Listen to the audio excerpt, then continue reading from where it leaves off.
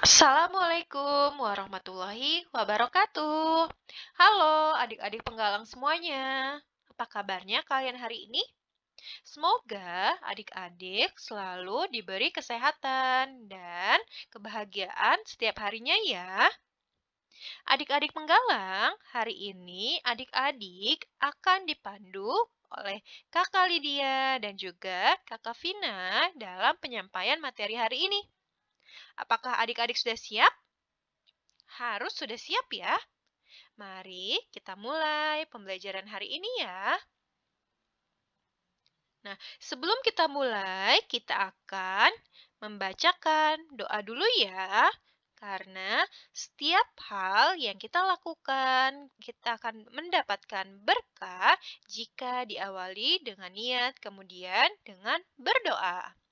Selanjutnya, kita akan mengucapkan Pancasila. Siapa yang tidak hafal Pancasila? Adik-adik penggalang harus sudah hafal loh Pancasilanya, jangan sampai lupa. Kemudian kita juga akan mengucapkan Dasadharma. Pasti adik-adik penggalang ada yang lupa-lupa nih Dasadharmanya. Jadi nanti setiap kita akan memulai materi, kita akan mengucapkan Dasadharma terlebih dahulu. Agar adik-adik semakin hafal dan semakin ingat. Baik adik-adik, sebelum kita memulai materi hari ini, mari bersama-sama kita membaca doa sebelum belajar.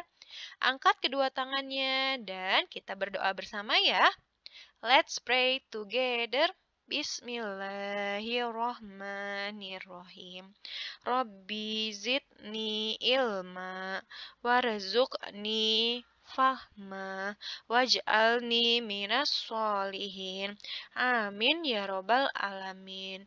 Ya Allah, give me knowledge and intelligence. Amin ya robbal alamin. Nah, adik-adik penggalang, sekarang mari kita mengucapkan Pancasila. Pancasila. 1. Ketuhanan yang Maha Esa. 2. Kemanusiaan yang adil dan beradab. 3. Persatuan Indonesia. 4. Kerakyatan yang dipimpin oleh hikmat kebijaksanaan dalam permusyawaratan perwakilan. 5. Keadilan sosial bagi seluruh rakyat Indonesia. Dasadharma. 1. Takwa kepada Tuhan Yang Maha Esa. 2. Cinta alam dan kasih sayang sesama manusia.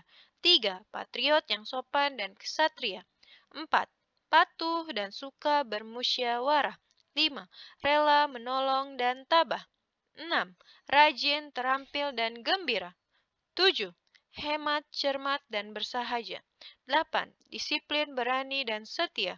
9. Bertanggung jawab dan dapat dipercaya. 10. Suci dalam pikiran, perkataan, dan perbuatan. Adik-adik, hari ini kita akan membahas materi mengenai alat komunikasi tradisional dan juga alat komunikasi modern. Jadi, kalau tradisional ini digunakan pada zaman dahulu dan modern alat komunikasinya digunakan oleh kita sekarang. Nah, alat komunikasi sendiri artinya adalah semua media atau alat yang digunakan untuk menyebarkan atau menyampaikan informasi. Jadi, media atau alat ini digunakan untuk menyebarkan atau menyampaikan informasi kepada satu orang atau kepada banyak orang. Nah, adik-adik, alat komunikasi ini tidak hanya berfungsi untuk menyampaikan informasi, tapi juga bisa untuk menghasilkan informasi. Nah, alat komunikasi dibagi menjadi dua, yaitu alat komunikasi tradisional dan juga alat komunikasi modern. Sekarang kita akan bahas berbagai alat komunikasi tradisional dan juga berbagai alat komunikasi modern. Nah, dari sini adik-adik bisa lihat ada kertas, kemudian ada pulpen. Kira-kira alat komunikasi tradisional apa yang seperti ini? Dia adalah Ya, surat.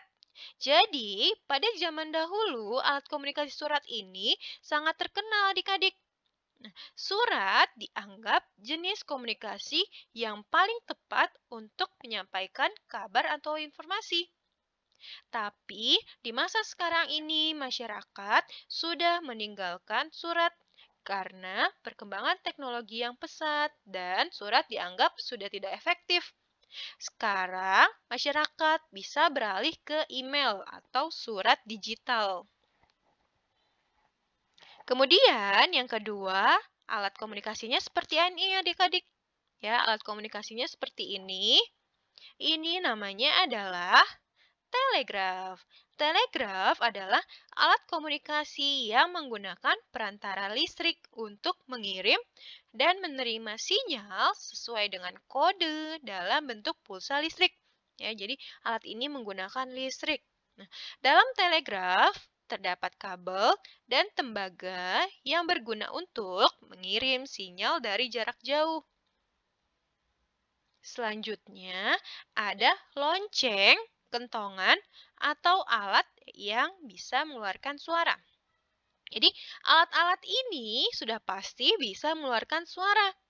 Nah, alat-alat ini dijadikan macam-macam alat komunikasi tradisional.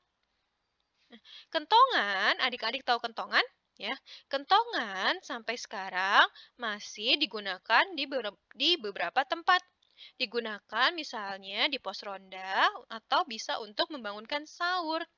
Sedangkan untuk lonceng masih digunakan di beberapa sekolah atau di beberapa gereja.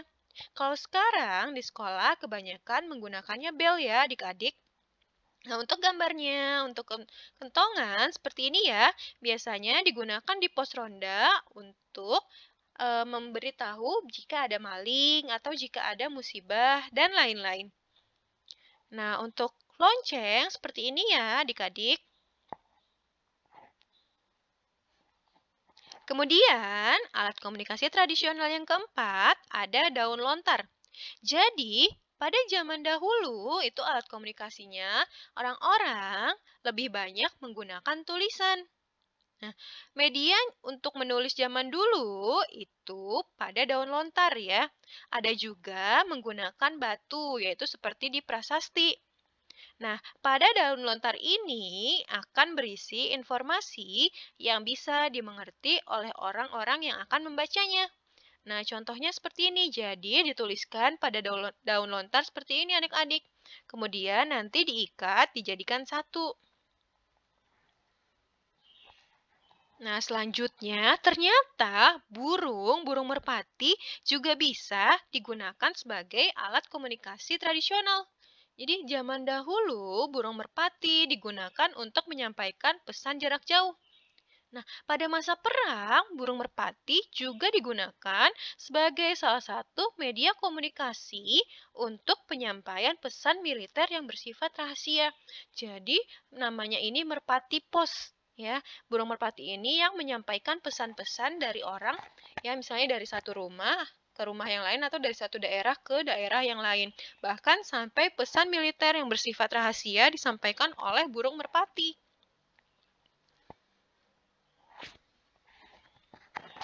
Kemudian ada telepon kaleng. Jadi kalau sekarang teleponnya kita menggunakan handphone, kalau dulu teleponnya menggunakan telepon kaleng ya.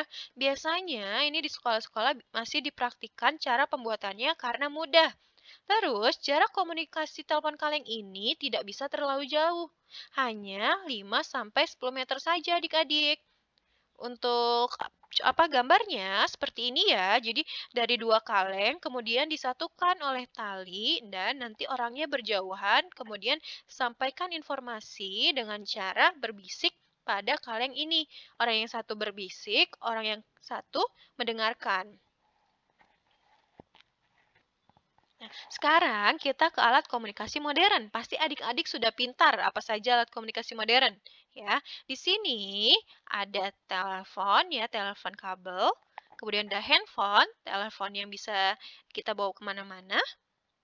Ada radio, ada juga komputer ya, komputer atau PC, dan ada koran.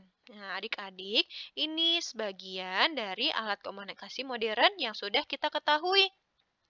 Nah, sekarang masyarakat lebih banyak menggunakan alat komunikasi modern karena lebih canggih ya, lebih canggih dan tidak membutuhkan waktu lama untuk menerima atau menyampaikan informasi.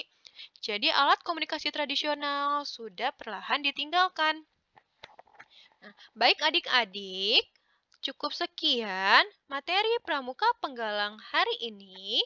Kakak ucapkan terima kasih atas perhatiannya adik-adik. Mari bersama-sama kita ucapkan hamdalah. Alhamdulillahirabbil alamin. Semoga materi yang Kakak sampaikan hari ini bisa bermanfaat untuk kita semua ya. Kakak akhiri dengan mengucapkan wassalamualaikum warahmatullahi wabarakatuh.